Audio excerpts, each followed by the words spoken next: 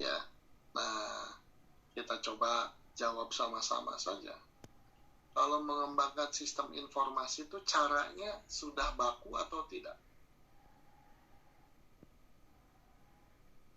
Tuh, caranya sudah baku. Lalu kita mau mengembangkan sistem informasi tertentu menggunakan cara yang sudah baku. Apa yang baru? Gak ada yang baru di situ. Ya, gak ada yang baru. Kita harus cari barunya itu di aspek apanya. Jadi bisa jadi begini, Pak, saya mau menunjukkan kebaruan cara mengembangkan sistem informasi yang lebih cepat tapi kualitasnya tetap baik. Jadi yang nanti diklaim sebagai sebagai hasil tesisnya itu bukan ini sistem informasi yang sudah saya buat, bukan. Ini nih bukti bahwa saya punya cara pengembangan sistem informasi yang lebih efisien, lebih cepat, tapi kualitasnya tetap baik. Ini kalau pakai cara yang biasa, tradisional, butuh waktu 3 bulan untuk mengembangkan aplikasi seperti ini. Tapi menggunakan cara saya, 1 bulan selesai. Sudah diuji kualitasnya sama-sama baik. Nah, jadi objeknya itu bukan sistem informasinya, objek tesisnya, tapi adalah cara, ya, metode jadinya. Saya tuh membuat sebuah metode baru, cara pengembangan sistem informasi.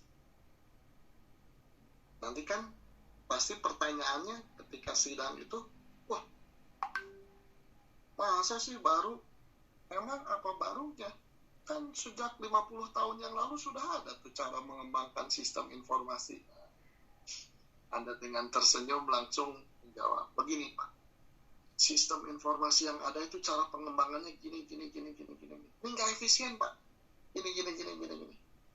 Yang ini saya ubah jadi begini. Sehingga lebih efisien, lebih cepat.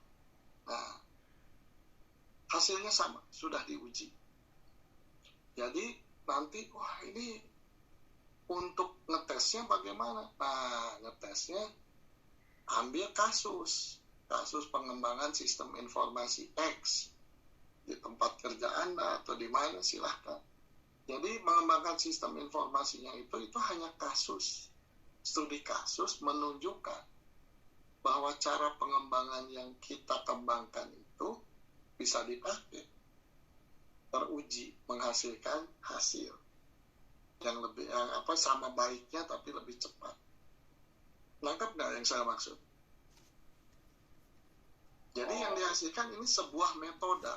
Contoh ya, bisa sebuah metode, sebuah model, sebuah misalnya gini, sekarang lagi heboh kan, security.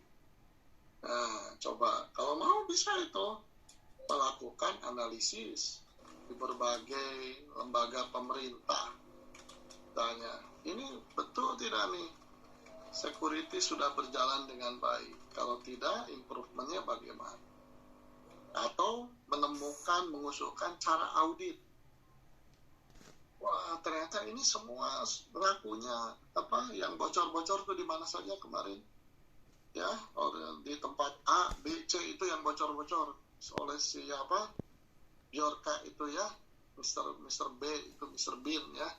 Nah, oleh si Bjorka itu, nah dicek aja. Wah, ini kalau diaudit ternyata mereka sudah melakukan audit rutin itu security. Kok bisa jebol?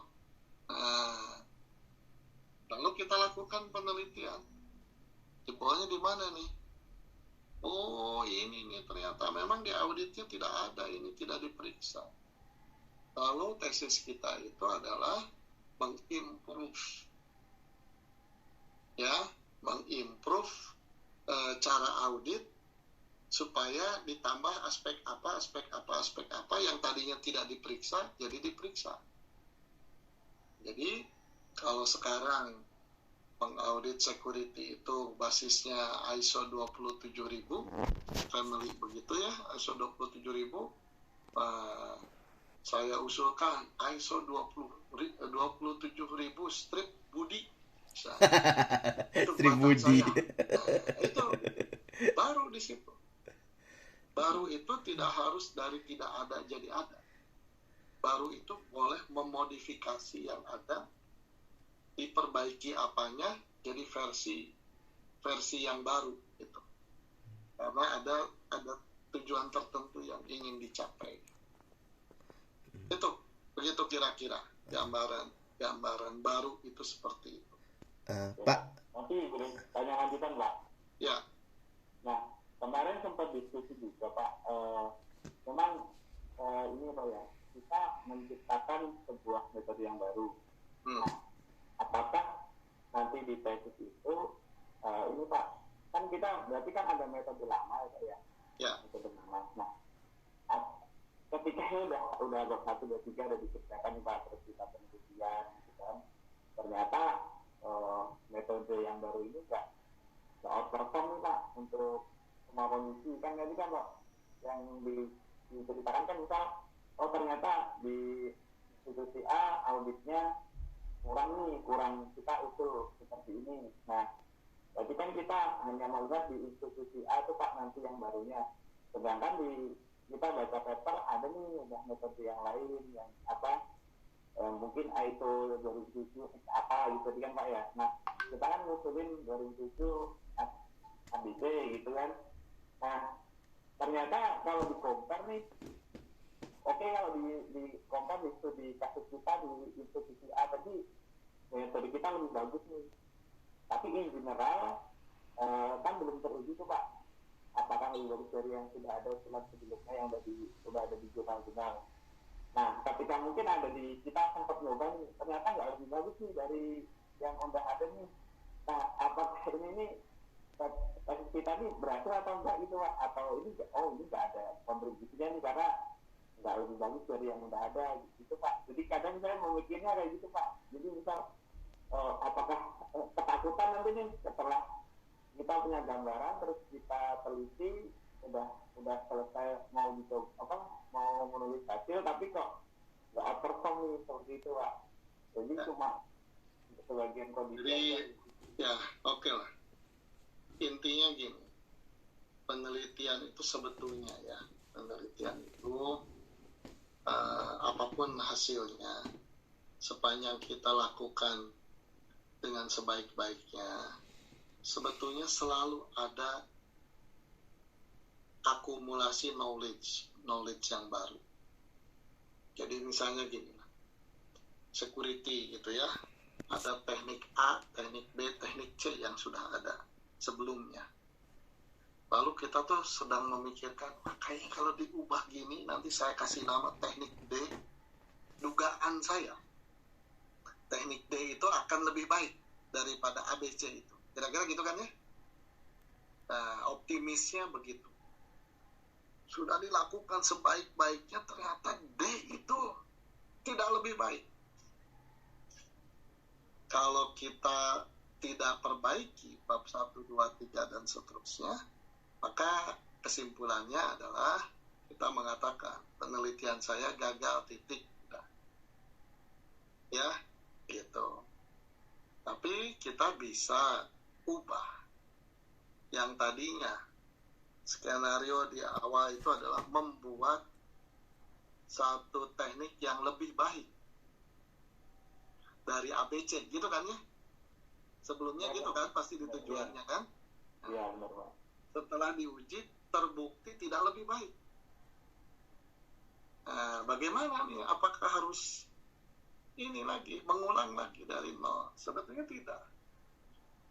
Karena esensi penelitian itu sebetulnya nih ya, esensi penelitian itu menemukan satu yang baru, knowledge. Esensinya knowledge baru itu. Ya, sekarang saya tanya balik lagi.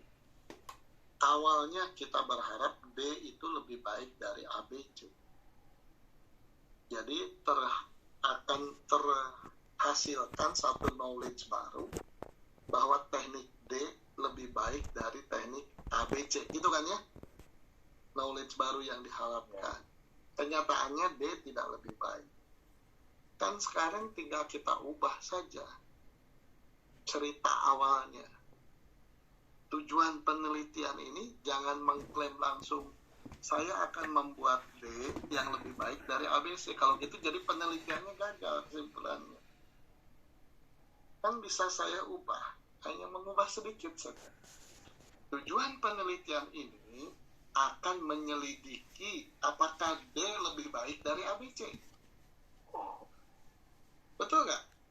Ya, berarti. Lalu terbukti bahwa D tidak lebih baik.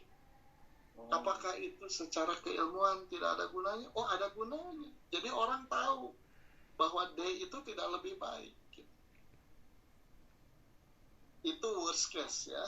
Nah, tentunya yang ideal itu tidak terjadi seperti itu. Kalau kita punya prediksi logis yang baik di awal, lakukan satu studi literatur yang cukup, biasanya melesetnya itu masalah angka. Biasanya ya, misalnya ginilah, ada satu sistem apapun lah, lalu saya mikir satu ide lebih baik dimodifikasi apanya. Prediksi saya itu akan mendapatkan peningkatan kecepatan, misalnya. Prediksi ini ya, akan mendapatkan peningkatan kecepatan 15%. Wah, setelah dilakukan eksperimen, ternyata waduh meleset. Nggak 15%, hanya 3%. Ya, udah kalau gitu nggak apa-apa juga sih. Hanya kalau tujuannya dikatakan, 15%, ya itunya dihilangkan 15%. Di set up jadi 3%. Ya. Nah, sebisa mungkin penelitian itu begitulah. Jadi nggak ngerubah skenario sebetulnya. Hanya mengubah angka-angka targetnya saja. Tapi worst case kalau tadi harus mengubah skenario, sebetulnya bahwa penelitian yang di luar dugaan kita tetap berkontribusi terhadap knowledge. Hanya setupnya harus kita ubah. Ya, ceritanya jadi bukan mau sudah yakin lebih baik gitu kan ya, mau menyelidiki apakah lebih baik atau tidak. Ya, kira-kira gitu lah. Oke.